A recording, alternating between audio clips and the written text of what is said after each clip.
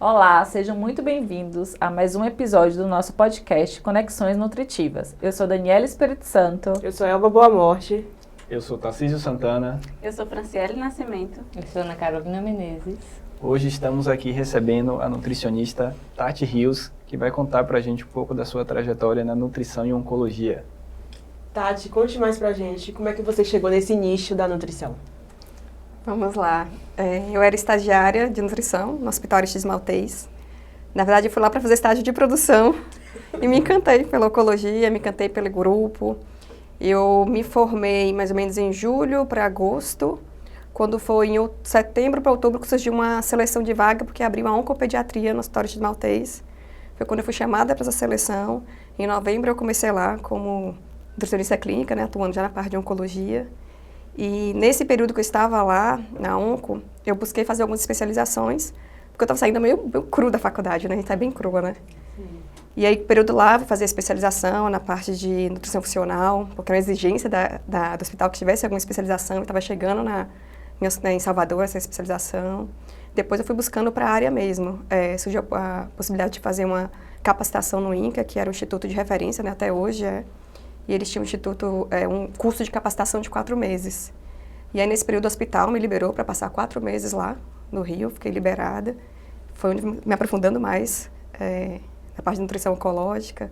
Depois veio o mestrado, que o próprio Maltês também foi o meu campo de coleta de dados, meu campo de estudo foi lá, trabalhando com pacientes idosos, avaliando a parte de triagem nutricional para eles, comparando um instrumento que já utilizava na parte oncológica, que é o SGPPP, comparando com a MAN. Então, fui cada vez mais galgando mais essa parte da oncologia, né? No Maltês, eu fiquei por quase 7 anos. Lá tive várias oportunidades. Acho que a Tarcísio conhece, Dani, que é a Lúcia Varjão, que era a nossa referência. Lúcia sempre me estimulou a estudar mais essa parte da oncologia, me colocou para participar dos consensos que saíam de nutrição oncológica, me estimulou a participar em pesquisa, dar aula, que era uma coisa que eu temia ir para frente, palestra. Então, minhas primeiras aulas também foi pelo próprio Maltês, de pesquisas que nós fizemos lá. Dessa transição do Maltês, que era uma instituição filantrópica, né, uma população mais carente, SUS. Uma outra nutricionista também era referência para mim, na área de oncologia em Salvador, que era a Alice Pinho. Ela estava deixando Salvador para ir embora para os Estados Unidos. Foi quando ela falou, Tati, vai surgir a seleção lá e eu queria que você cobrisse a minha vaga, né? Aí eu fui para o NOB, que é o Núcleo de Oncologia da Bahia, que estou lá até o momento, faço ano que vem 11 anos. E aí nesse período foi formando novos alunos, porque foi abrindo para estágio lá. Foi lá que fui me capacitando mais, participando de pesquisas dentro da própria clínica. Fui aparecendo mais também, né? Porque fui dando a cara para bater, indo para congressos, apresentando, conhecendo novos profissionais da área também. A nutrição oncológica também era um nichozinho, mas hoje é um nicho bem grande, de profissionais hoje do Brasil inteiro. Fui envolvendo com outros profissionais que também queriam crescer nessa área, então a gente vai trabalhando na parte das redes sociais, desenvolvendo projetos para congressos.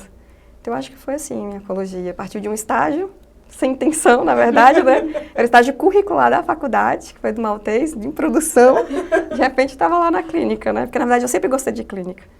E aí foi indo, né? As portas foram abrindo nessa caminhada. Você foi falando do Maltês e eu fui fazendo um filme aqui, né, na minha mente, do meu tempo de estágio de produção lá também.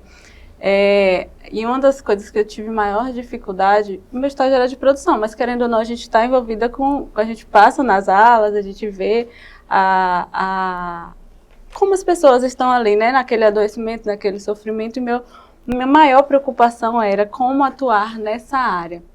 Nesse caso, você passou por algum medo, alguma insegurança para começar a atuar com esse nicho específico?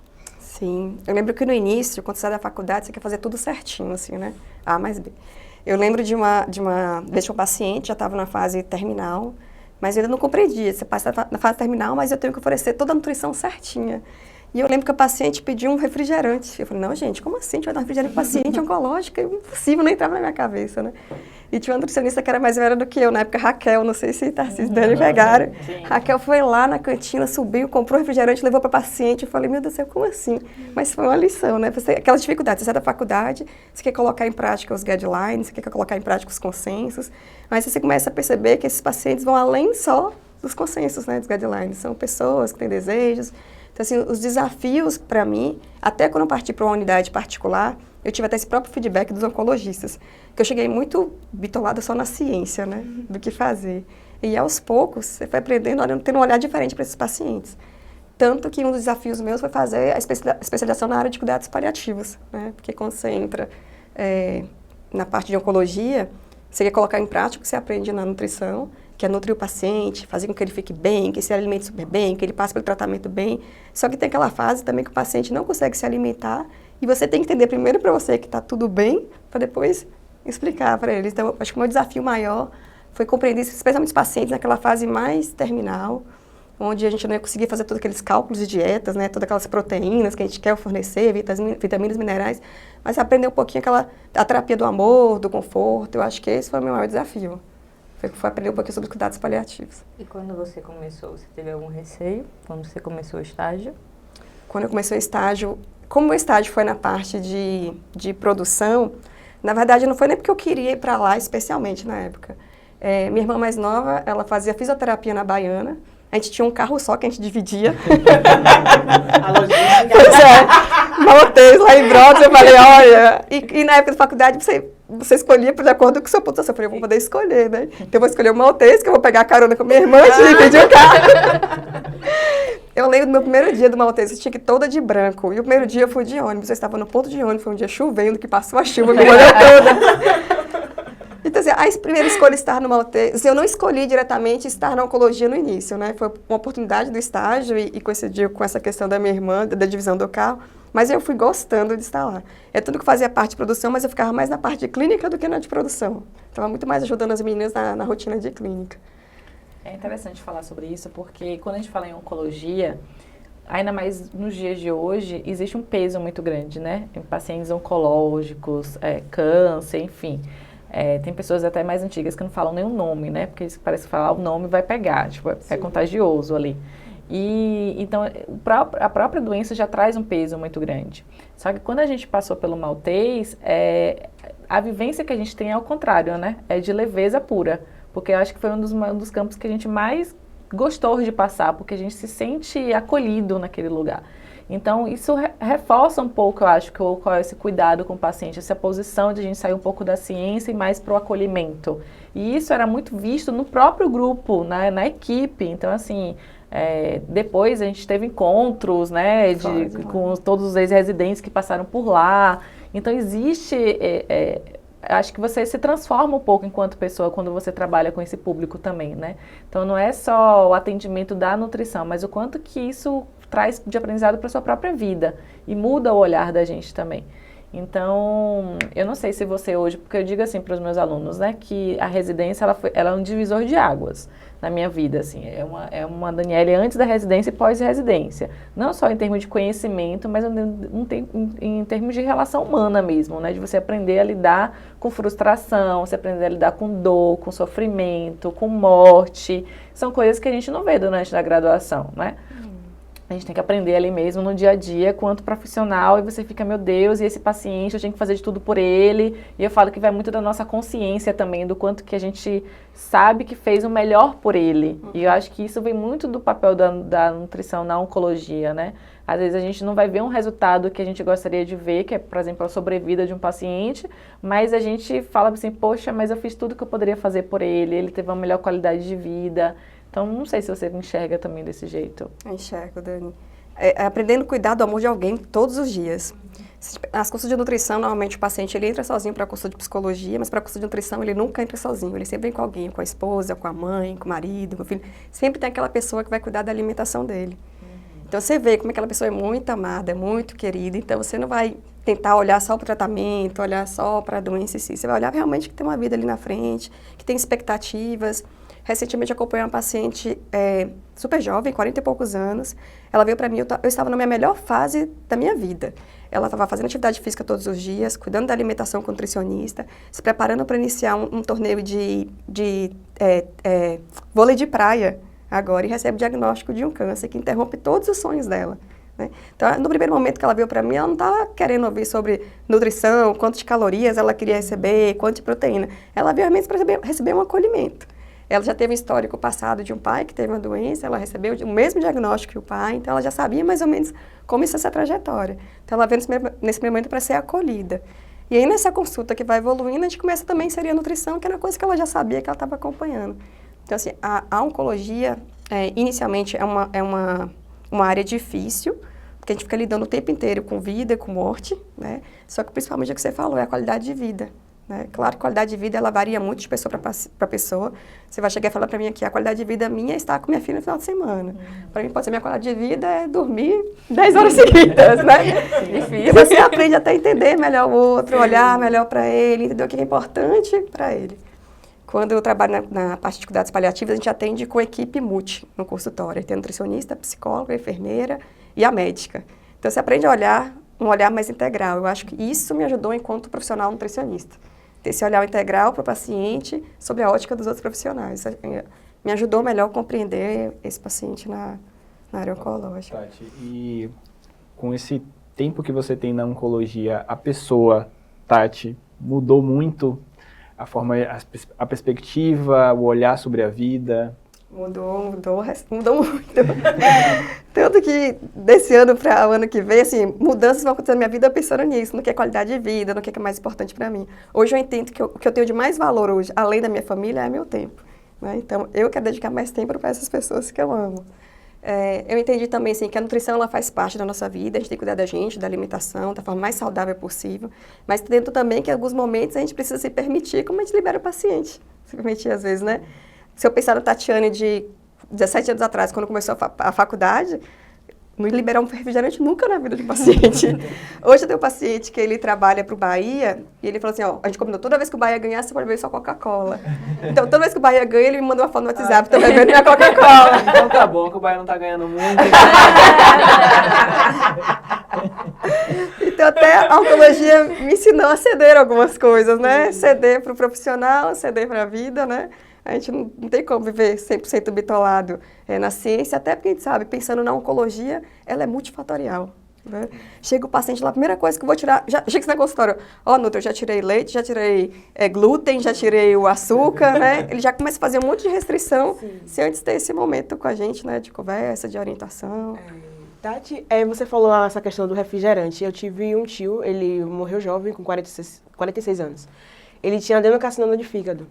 E aí, tinha a dietinha dele tranquila, mas ele ficava insistindo para minha mãe que ele teria que comer uma feijoada porque ele ia ficar bem. E aí, no dia que ele comeu a feijoada, ele deu um up. E a gente sabe que não é a feijoada, foi a sensação dele de comer algo que ele gosta, que foi a questão do refrigerante. Aí eu queria que você falasse um pouquinho desses alimentos afetivos, né, nesse caso, por alguns pacientes oncológicos, que eu acho isso bem interessante, porque ele mudou completamente. Parecia que a doença tinha parado ali e ele viveu, né? Que eu acho que foi o caso do paciente também do refrigerante que a outra nutricionista liberou. Exatamente. Às vezes o paciente chega assim, tô sem apetite, não tô conseguindo comer nada. Eu pergunto, mas se eu tenho vontade de comer o seu prato favorito, aquele que você gosta mais, você tem prazer em comer? Quando o paciente responde que sim, então eu já sei, ele não está totalmente sem apetite. Talvez está tendo alguma restrição específica, ou o paladar dele alterou. E aí, normalmente, aqui em Salvador, eles pedem para comer o mocotó. O mocotó é o campeão, né? O mocotó é o caldinho do pé de galinha. Então, quando a gente vai vendo, nem alimentos são muito ruins. O camarão, que eles acabam tirando nessa questão, é um alimento remoso, então vamos tirar. Sim. Mas adora, a gente está em Salvador, né? Então, quando a gente consegue introduzir esses alimentos, que ele tem prazer, que ele tem vontade de comer, estimula até o apetite. Eu fiquei preocupada quando eu pergunto para ele, você perdeu o prazer de comer o alimento que você mais gosta? Aí, quando ele fala que perdeu, aí que eu fico mais preocupada, né? Que eu sei que nem que ele comeu o mocotó dele, comeu o camarão, tomar um refrigerante, vai estimular o apetite.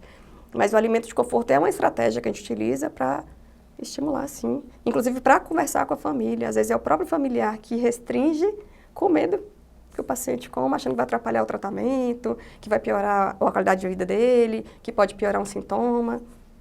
Agora, falando sobre isso, você provavelmente já deve ter lidado com muitas situações, né, relacionadas aos mitos alimentares e oncologia, né? Tem algum caso assim que você queira dividir aqui com a gente? Muitos. Eu atendi ontem um paciente que é carioca, mas a esposa é baiana, de Nazaré das Farinhas. E ela é doida por mocotó, acredita que mocotó é aquele negócio da sustância, mas ele, como é carioca, não tem essa mesma crença, né? Sim. E aí eles relataram que semana passada ela conseguiu fazer porque lá no Rio eles gostam do feijão preto, né? ela fez o feijãozinho preto dele com o mocotó, e aí ele sentiu mais, se foi verdade ou não, mas ele sentiu mais energia por ter comido o mocotó. Essa raça, mas ele restringe por medo mesmo, e a gente percebe que alguns alimentos não precisa restringir. Frutos do mar, eu acho que é o campeão de restrição, né? Paciente pós-cirúrgico, como é que eu converso com eles? Eu explico, ó, cientificamente a gente não tem esses dados que mostram que precisa restringir. Tem alguns artigos que fazem alguma correlação, mas não, sim, retire novamente. Retire totalmente. Mas se o paciente falar, olha, eu prefiro não comer, eu respeito. Eu prefiro que ele não coma, respeitando, porque de repente ele vai comer, ter alguma coisa e botar a culpa no bendito do camarão, né? Então, assim, eu acabo respeitando o que ele acredita. Mas eu coloco o meu lado, o que eu acho também sobre aquele alimento. E ao contrário, tem alguns alimentos assim que geralmente a gente pode entender que realmente não seriam ideais para um paciente oncológico consumir? O que eu falo, não existe nenhum alimento 100% mocinho, nenhum alimento 100% vilão. Quando chega os pacientes que têm o diagnóstico de câncer de intestino, aí eu sou mais cautelosa com alguns alimentos. Por exemplo, o que a gente tem mais de respaldo são os embutidos. Mas eu explico para eles, o que saiu no artigo é aqueles pacientes que comem todos os dias 50 gramas daquele produto, aumenta em 18% o risco de ter. Então, não é comeu, voltei a recidiva. Então, eu sempre busco um pouquinho da ciência mostrando para eles.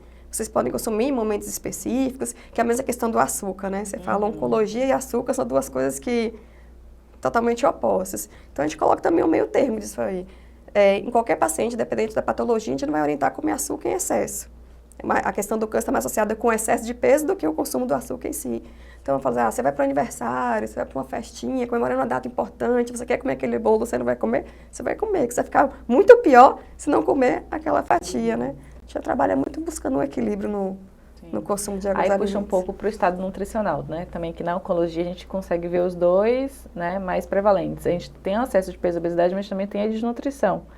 Então, dependendo do câncer, né, da taxa metabólica ali da doença, é que a gente vai ter esse estado nutricional variando. E aí, na nossa própria avaliação nutricional, enquanto nutricionista, a gente também percebe um pouco do que a gente sai da teoria, né, dos livros. Porque um paciente, por exemplo, a gente entrava nas salas lá, nas enfermarias, e a gente olhava para os pacientes desnutridos, às vezes você não precisa fazer nada, você olha para ele, a gente vê que ele estava desnutrido. Então, você não precisa fazer uma CP nele, uma CB nele, uma prega cutânea, por exemplo. Então, acho que tira um pouco desse nosso olhar de querer fazer tudo do jeito que são os protocolos e a gente começa a olhar um pouco mais aquele paciente. É necessário fazer? Então, assim, em termos de avaliação nutricional, o que hoje, na sua prática nutricional, você faz e acompanha e monitora esses pacientes? Então, na clínica que eu trabalho hoje, os pacientes, a gente tem um protocolo já. Todo paciente que chega novo na clínica, ele vai passar por avaliação nutricional, psicológica e toda a equipe multi. Então, o paciente chegando a primeira vez para a gente, da nutrição, a gente faz a triagem nutricional, que é a nossa avaliação subjetiva global produzida pelo próprio paciente. Então, a gente tria se ele tem risco nutricional, a gente tria se ele tem risco de sarcopenia, então a gente aplica o SARC-F associado com circunferência da panturrilha, a gente avalia a força de preensão palmar, então a gente utiliza o hand grip desses pacientes, avalia também peso, altura, que é para complementar. De avaliação física mesmo, hoje a nossa prática a gente utiliza esses instrumentos. Esses dois de triagem nutricional e de sarcopenia, e antropométrico é peso, altura, circunferência da panturrilha e a força de preensão palmar. E a gente complementa com os exames, com o inquérito alimentar, o histórico do paciente. E aí, se esse paciente ele tem risco de desnutrir, ou se esse paciente já entra com a desnutrição para a gente, a cada retorno dele a gente volta a aplicar esse GPP novamente. O SARC-F, circunferência da panturrilha, o hand grip independente, se ele tem sobrepeso, se ele é desnutrido, se é em risco, a gente aplica em todas as consultas. Porque a gente entende que aquele paciente ele pode chegar com excesso de peso ou obeso, mas ele pode ter esse risco de estar perdendo massa muscular, de funcionalidade, que é o que a gente mais observa na prática clínica.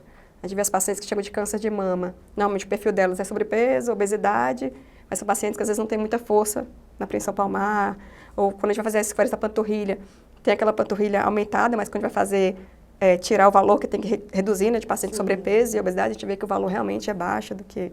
Então, de acompanhamento mesmo, acaba mesmo avaliando essa parte de acompanhamento para risco de sarcopenia regular.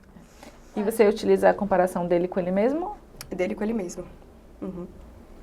Tati, você falou de pacientes com câncer de mama, falou de câncer de intestino, mas quais são os cânceres mais recorrentes que você costuma ver na sua prática clínica? Mama é a mais prevalente. mama, seguido de trato gastrointestinal. Aí vem esôfago, estômago, pâncreas, fígado e intestino. Eu assim vou pegar do trato gastrointestinal, intestino é o mais prevalente. Aí o terceiro vem os ginecológicos e próstata. Mas mama é soberana. Tanto no Maltês, na parte SUS, a maior parte de internação, no Maltês a gente pega uma internação para cirurgia, era mama. E na clínica que eu trabalho hoje é para fazer quimioterapia. Lá, nosso maior percentual é câncer de mama. Quando eu fiz o estágio lá no Maltês, eu percebia muito câncer de mama, né? E o quanto a estima dessas mulheres era alterada por conta do diagnóstico e também por conta do tratamento, né? A repercussão do tratamento. E aí, durante o período, faço até hoje, né, a campanha de doação de cabelos para essas mulheres, porque, às vezes, a alimentação, inclusive, delas está comprometida por conta da estima baixa, né, por conta do tratamento. Então, isso interfere. É um complexo, né? A gente não pode ver o paciente só como aquele câncer, a gente tem que ver o paciente por inteiro, de todas as dimensões possíveis, inclusive a dimensão familiar, a dimensão da cultura alimentar, que você tanto falou aí, e que isso é tão importante nesse contexto, né? Então, na sua prática, você consegue visualizar essa questão da estima dessas mulheres de câncer de mama e como isso interfere na alimentação? A gente tem um programa lá na clínica que é o programa Você Sobreviver, que é para as mulheres, o nome é feio, né? Mas é sobreviventes, né? Sim. Então, as pacientes que finalizaram o tratamento de quimioterapia ou fizeram cirurgia, já finalizaram a rádio, estão naquela fase da hormonioterapia. E nesse programa, ela tem um que eu coordeno, que é o Você Sobreviver Mais Saúde, que é um programa de suporte para essas mulheres. Elas finalizaram o tratamento.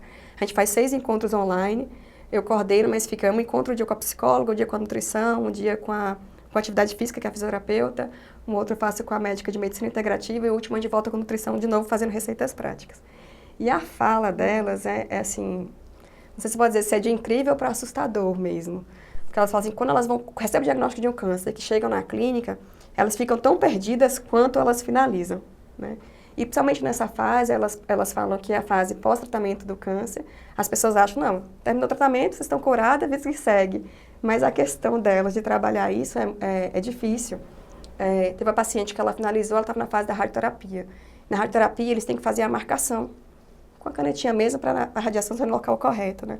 Ela falava que todo dia que ela chegava em casa, ela se limpava. E eles não podem tirar essa marcação. Porque ela disse que realmente eu me sentia como um animal marcado. Então, assim, são falas fortes. No último encontro agora, um paciente falou a hormonioterapia que elas fazem por 5, 10 anos. Elas continuam em tratamento, mas elas falaram, uma fala delas foi assim, a hormonioterapia é um tratamento silencioso. Porque como as pessoas não veem vocês sem cabelo, né? Não valorizam tanto o tratamento. A hormonioterapia aumenta a osteoporose para as mulheres, diminui a libido, então várias coisas que interferem na vida delas. Uma outra paciente super jovem, que o que a gente tem notado é que muitos pacientes agora com câncer de mama estão vindo com idades muito jovens. Ela perdeu o cabelo e perdeu a sobrancelha. E o que mais afetou ela foi perder a sobrancelha. Só que ninguém valoriza isso. Ninguém valoriza, fala, não, você já tratou o câncer, já passou. Mas é como se fossem sequelas, são marcas que ficam pós-tratamento, que isso mexe muito com a mulher. Muito. Com certeza. E você comentando aí sobre diferentes tipos de tratamento, né? Eu imagino que para você na nutrição e oncologia é um universo, né? Porque assim a gente vai falar sobre cirurgia, a gente vai falar sobre hormonioterapia, sobre rádio, sobre químio. Dominar todos esses aspectos para você, eu acho que soou muito, né? Muito estudo, muita dedicação. Foi desafiador e continua sendo, tá assim. Na época do Maltês, o que a gente pegava era uma dinâmica diferente, né? Porque a gente pegava uma dinâmica rápida de paciente que está indo para cirurgia e sair não acompanhava tão de perto todas essas drogas. Eu lembro que quando eu passei para a clínica oncológica de quimioterapia, eu falei, meu Deus, e agora? Eu fiz uma planilhazinha com o nome dos medicamentos, para que eu utilizava, quais eram os principais efeitos colaterais. Quando chegavam minhas estagiárias, eu falei, vamos atualizar. Porque era muito nome diferente, né? Agora eu consigo tem uns nomes que já são clássicos, que eu já aprendi, né? Mas agora vão surgindo novos, que são as terapias-alvos, as imunoterapias. E graças a Deus lá na clínica, eles também têm essa questão de atualização. Então, também é muito ligado com a indústria farmacêutica. A indústria farmacêutica atualiza, tem um medicamento novo, então ele leva para lá, faz palestra, faz treinamento. A clínica que eu trabalho, eles têm parte de pesquisa clínica. Então tem medicamentos que não são nem liberados ainda, está em estudo, então a gente já conhece de forma antecipatória. Então, é estudar o tempo inteiro, porque toda hora sai um medicamento novo. E saem estudos com os medicamentos, e graças a Deus a nutrição também saindo novos estudos com esses medicamentos, né? Eu, particularmente, eu sinto falta, por exemplo, aqui na região, eu falo na região Nordeste até, eu acho, como um todo, de especializações mais na área de nutrição e oncologia, justamente entendendo essa complexidade que é. Porque você mesmo aprendeu na prática ali, ou teve que sair do estado para buscar essa informação, porque eu sinto uma carência. Por exemplo, na residência a gente passou ali no hospital que era referência, né? Mas no meu caso mesmo eu fui alocado lá para uma unidade cirúrgica. Né? Então eu fui lá porque tinha uma unidade cirúrgica, então não era por causa da oncologia. Então eu sinto falta, por exemplo, de especializações mesmo para a pessoa quando ela se forma, né? Na graduação a gente não consegue ver tudo, né? E após finalizando a graduação, uma pós-graduação que tivesse esse enfoque, mas porque eu vejo assim que o profissional de nutrição na oncologia faz toda a diferença, né? A gente falou aqui sobre qualidade de vida, sobre todas essas questões, e eu sinto falta disso. Eu acho que você sente essa falta também de ter mais profissionais ou de ter a especialização aqui para que as pessoas consigam... Só completando rapidinho, eu acho que é para além disso, não só uma falta da pós-graduação, mas eu acho que é uma falta de interesse do nutricionista em atuar essa área. Talvez por a gente não ver muito na graduação, né? A gente vê ali rapidinho numa disciplina, mas a gente não se aprofunda no tema e a gente, eu acho que por esse nome, né, pesado do câncer, da oncologia, da morte, então a gente meio que se afasta um pouco disso. Então acho que até o interesse das pessoas em estar trabalhando nessa área também é menor. Só que cada vez mais a gente precisa repensar isso porque tem se aumentado bastante, né, os casos de câncer, enfim, de uma forma geral, independente de qual seja, mas eu não sei como é que tá os dados de pesquisa, mas a gente fala assim, sem muito respaldo científico, que talvez seja uma doença do próximo século, né? Com maior dados epidemiológicos que reforcem isso. Então, assim, quem vai cuidar dessas pessoas? Se a gente não está se interessando por uma área que é tão carente, né? Não sei o que você acha. E uma doença que a gente vê muito no envelhecimento, né? A nossa população está envelhecendo. Eu dei uma aula recentemente numa pós-graduação de nutrição oncológica, à distância. E uma das minhas disciplinas era exames laboratoriais. Eu falei, eu preciso fazer uma dinâmica com esses alunos. Aí o que eu fiz, eu dividi por módulos dos medicamentos. E eu falei, vocês vão criar uma tabela, vamos criar uma planilha juntos. Então eu dividi por módulo, por exemplo, vamos pegar só os quimioterápicos, eu elegiam 6 quimioterápicos, eles tinham que colocar qual é a via de infusão, qual era a possível função desse quimioterápico, quais eram os principais sintomas que podiam causar, e eles iam criar um raciocínio clínico para saber quais exames eles iam solicitar para cada droga. Então a gente fez para químio, para imuno, para hormonoterapia, para terapia-alvo. Eu achei que ia ser uma dinâmica rápida, tranquila, mas foi incrível. Assim, cada grupo levou pelo menos 40 minutos para fazer essa pesquisa. Porque eu orientei para eles, eu não quero que vocês entrem no Google e pesquisem, não. Eu quero que vocês peguem a bula do laboratório, do medicamento. Porque até a bula do quimioterápico é diferente. Ele tem até os estudos de sobrevida para aquela droga. Eu falei, eu quero que vocês peguem esse. E foi fantástico, porque no final gerou um material deles que eles vão utilizar para o resto da vida, de acompanhar, inclusive para poder complementar depois. Eu falei, eu vou dar esse material para todo mundo, vai ser só de vocês. Mas isso realmente é carente.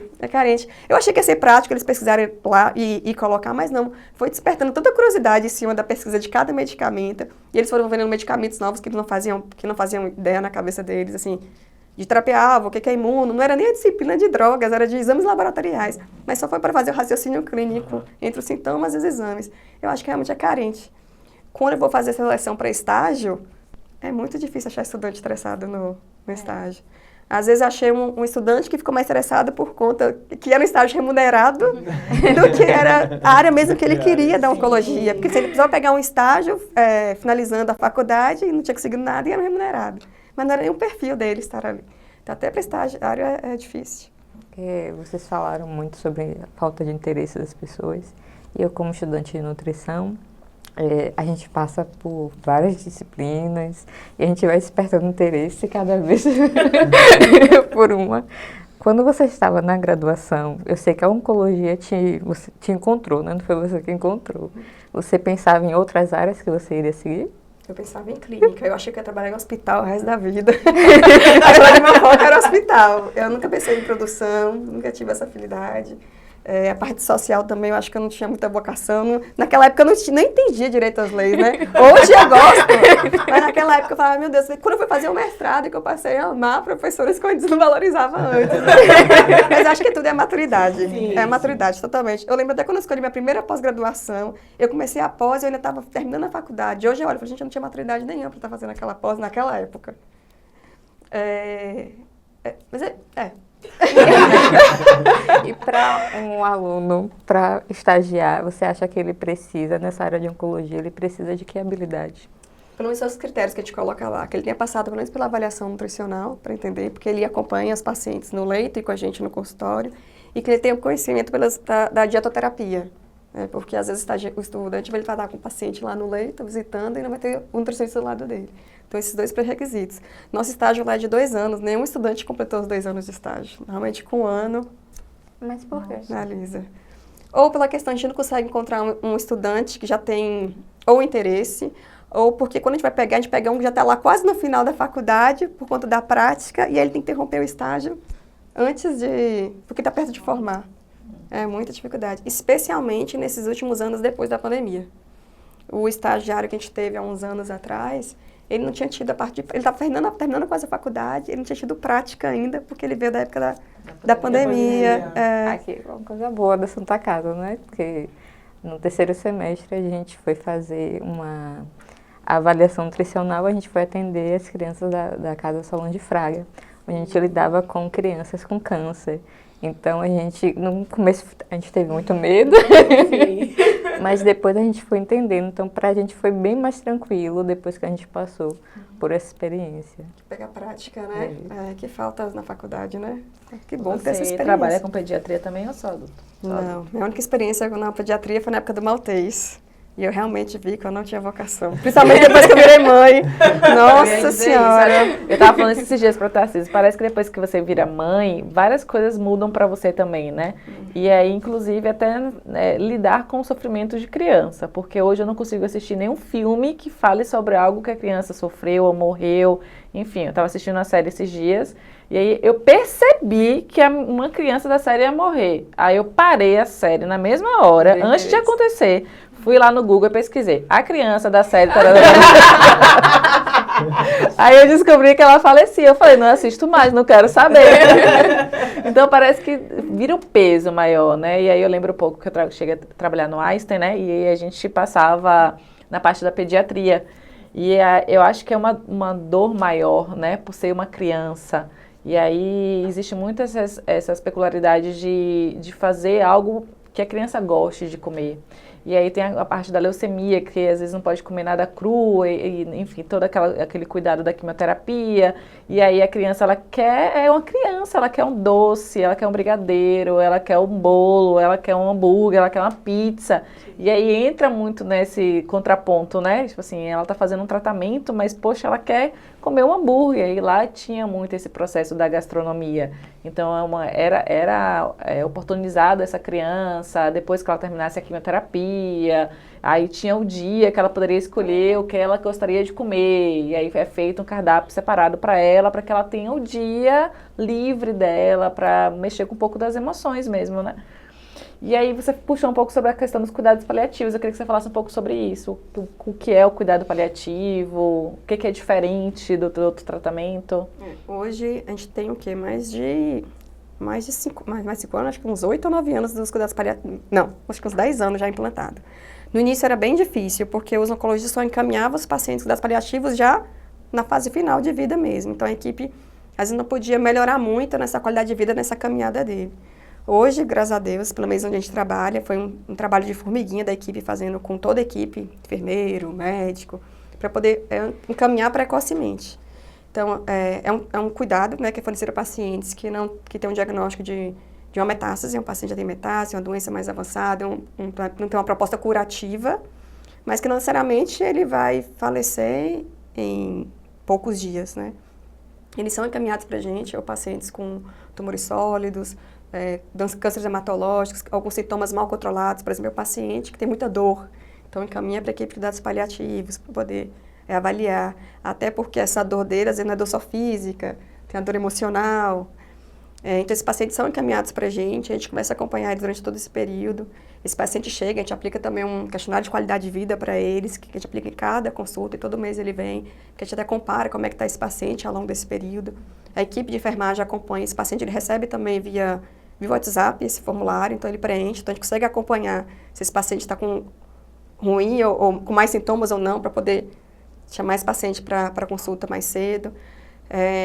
Todos os paliativos é fornecido para aqueles pacientes que estão com a doença mais avançada.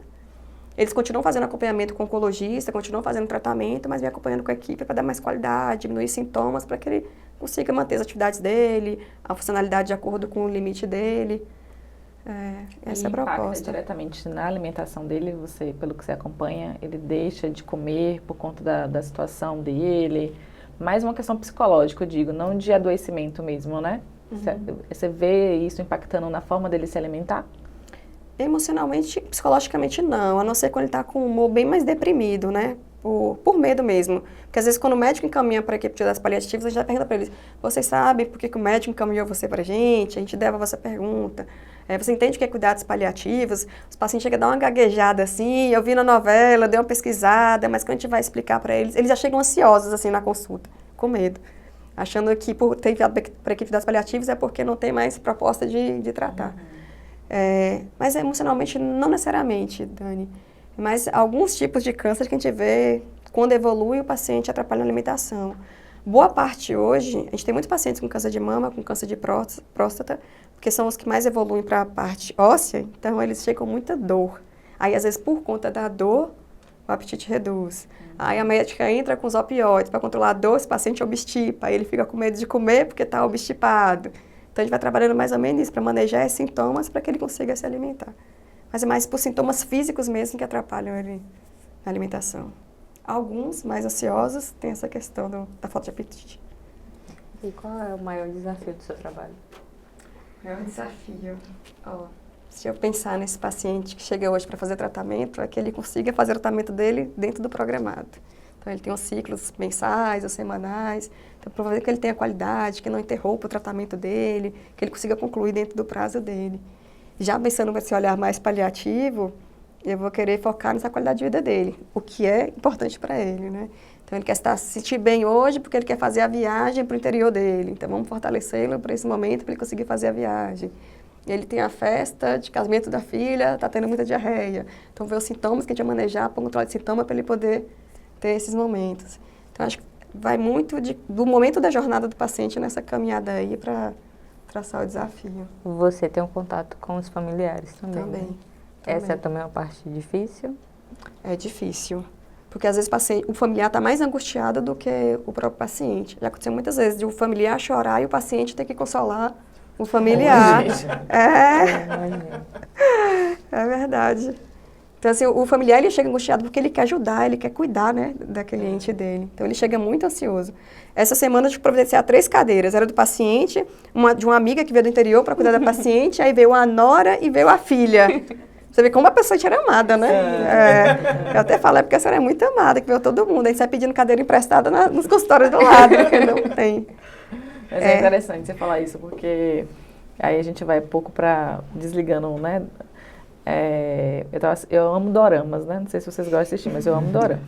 Aí eu tava assistindo esses dias e a Tarcísio até achou estranho. Falou, você assistindo isso? Porque falava de... Porque aconteceu... Era morte, né? Geralmente eu gosto de dorama romântico, né? Minha filha de 13 anos gosta de dorama, viu? Eu gosto daqueles doramas pra gente desconectar, achar que a vida é um encanto, né? E aí acabou caindo, eu achando que era romântico, mas na verdade era de uma paciente, de uma menina, eram 3 amigas e uma delas descobre que ela tinha câncer de pâncreas terminal. E aí ela escolhe não fazer o tratamento porque ela tinha pouco tempo de vida, ela não queria, né, fazer um tratamento e ficar dentro do hospital. E aí traz justamente esse contexto de que as pessoas ao redor sofrem muito mais, às vezes, do que a própria pessoa. Então é difícil para a pessoa entender que ela tem pouco tempo de vida, né? E aí ela traça ali o que ela quer fazer naquele tempo, ela processar isso, que ela vai morrer. Mas eu acho que para quem está do lado, eu acho que a dor, às vezes, é até maior. Aí eu estava dizendo isso, né? Falando assim, gente, mas assim, já pensou você descobrir que o seu, né, o seu parceiro, enfim, o seu amigo vai morrer daqui a 6 meses, e você fala assim, poxa, sabe, como é lidar com esse sentimento? Porque é você que vai enterrar, né? Então, só quem perdeu sabe como é o processo de enterrar alguém. Então, eu acho que é muito mais, talvez, complexo do que você lidar, às vezes, com a sua própria perda, né? Então, vai muito disso, assim. Às vezes, a dor do quem está do lado vai ser maior mesmo, porque ele vai enterrar aquela pessoa, né? E entender isso, processar isso, administrar isso também é muito difícil. E, às vezes, a gente se concentra só na pessoa que está doente, né? E esquece de cuidar dos outros ali mesmo. Até porque a pessoa que está doente, às vezes, ela já aceita a doença, né? E a pessoa que está do lado, ela ainda não aceitou que não vai mais conviver com aquela pessoa. Sim. Na nossa equipe de cuidados paliativos, a gente cuida do paciente.